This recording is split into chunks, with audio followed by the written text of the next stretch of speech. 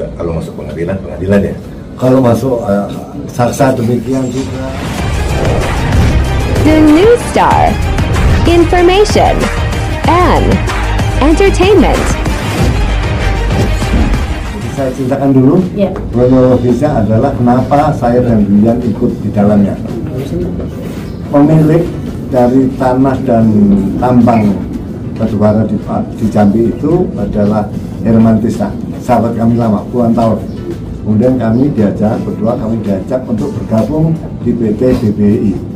Nah, tapi ketika kami ke notaris, ternyata nama PT-nya pemiliknya sudah diganti oleh tersangka DC yang itu dia sebetulnya sebagai direktur operasi yang dipercaya gitu. Jadi dalam hal ini ada dua kasus. Pertama, kasus pembajakan atau perampasan dari tambang batubara itu sendiri, perusahaannya diganti, PT-nya diganti kepemilikannya. Yang kedua, pemalsuan akte yang notarisnya pun sudah diperiksa. Yang kedua adalah penjualan tanah, dalam hal ini tanah di Jambi di tepi Sungai Batanghari, itu ada pelabuhan jeti. Jadi itu untuk mengangkut batubara tersebut. Di situ tidak hanya tanahnya, tidak hanya jetinya, tetapi juga ada alat-alat beratnya. Jadi memang sudah operasi, tapi tanah itu terabaikan oleh pemiliknya Pak Herman karena batubara waktu itu belum begitu booming. Kemudian tahun 2021 Pak Herman ternyata sudah diganti semua, jadi kita tidak diakui. Pak Herman juga sudah tidak tercatat sebagai pemilik dan sebagainya, ada pemalsuan surat. Akhirnya tahun Juni atau Juli tahun 2023 saya Median sama Herman ke Jambi untuk mengurus itu. Nah, kami laporkan, jadi ada dua peristiwa. Satu, tanah alat berat itu di Jambi, Polda Jambi. Yang kedua di Mabes Polisi ini. Dalam hal ini saya terima kasih untuk Polda Jambi yang responnya bagus, sehingga tersangka sudah dinyatakan tersangka dan sudah ditangkap.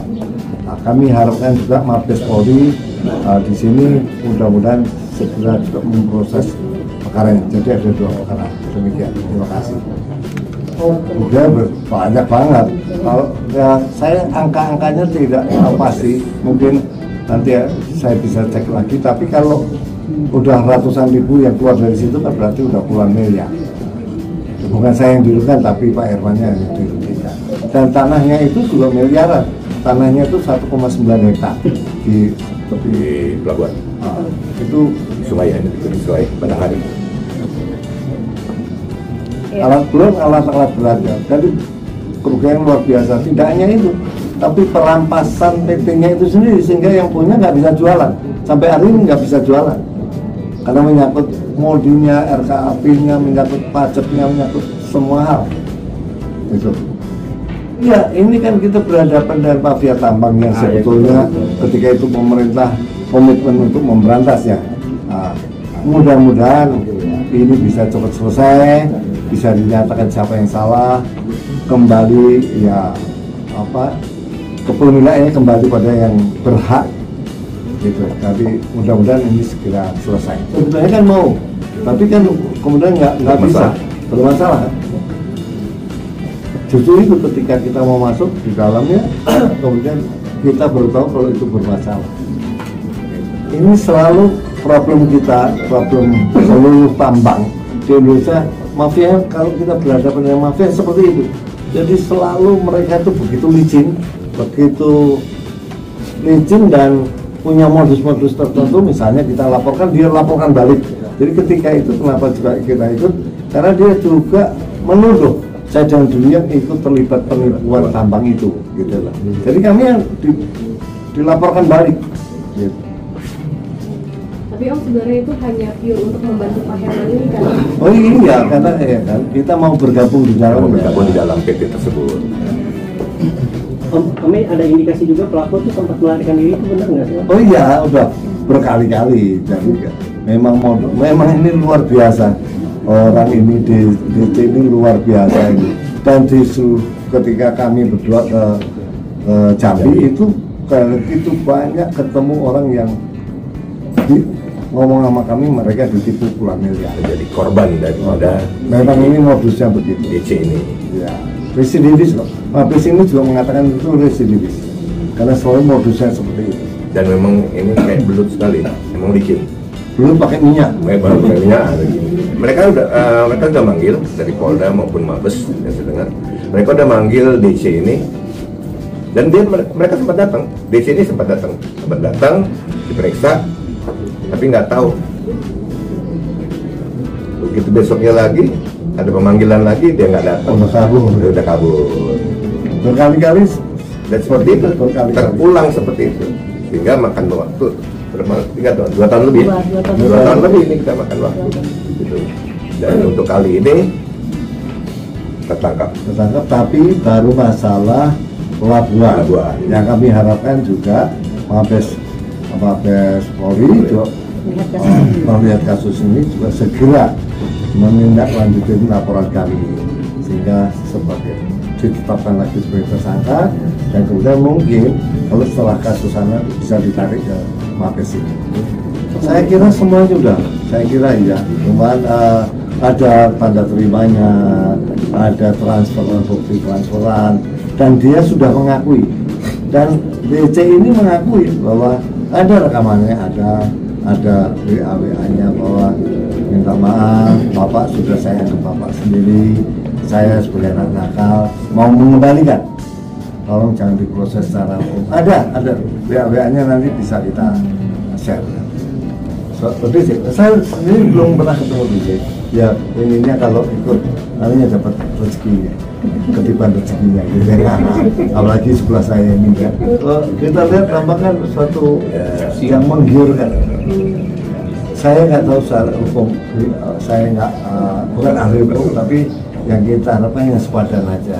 Orang dihukum sesuai dengan apapun yang dilakukan. Jadi kita berharap tidak perlu diperberat atau diperingat, sesuai aja. Tapi kan dia masih ada 2-3 masalah lagi. Yang laporan juga tidak hanya kami, ada beberapa yang melaporkan juga.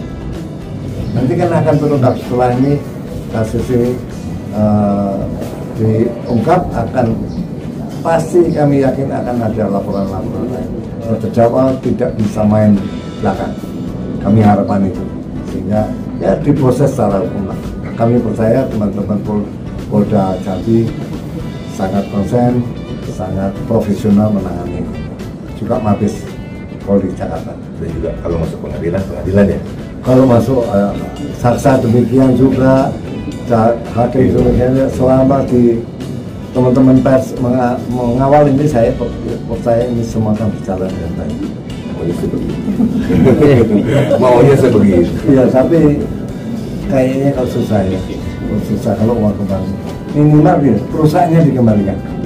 Sehingga sahabat kita Herman dan kami juga bisa mengerjakan tambang tersebut. Ya kan, kalau yang udah hilang, ya kita anggap aja timbangnya diatur. Saya nggak tahu pasaran di sana, tapi bayangin itu suatu tempat yang paling strategis di hantaran Sungai Batanghari itu. Memang sekarang kan di Jambi itu baru meledak tambang sawitnya, maupun batu baranya, maupun emasnya, atau tambang-tambang lainnya baru hebat sekali. Jadi memang dibutuhkan pelabuhan itu, pelabuhan untuk ngangkut hasil-hasil tambang tersebut. Bisa. Saya nggak, sekali lagi saya nggak tahu pasaran tanah sana, tapi pasti kerugian paling besar. Tapi pelabuhan masih kalah dengan tambangnya itu sendiri. Jadi perebutan tambang ini yang lebih besar. Ya kan, perusahaannya yang di Lampung ini yang lebih besar kerugian dibanding itu besar, tapi perusahaannya jauh lebih besar. Karena BBI itu kan termasuk pelopor atau perusahaan paling besar di Jambi. kasih buat teman-teman ya. Jadi di sini juga Mas Rom mengklarifikasi karena tadinya tertuduh sama, Ya, tadinya tertuduh ya, Ya, pihak Mas Rom tertuduh. ini seolah yang melakukan penipuan ya. Iya, maksudnya yang ibu sebelah ini. Jadi tertuduh dituduh gitu. Oke, terima kasih ya teman-teman ya.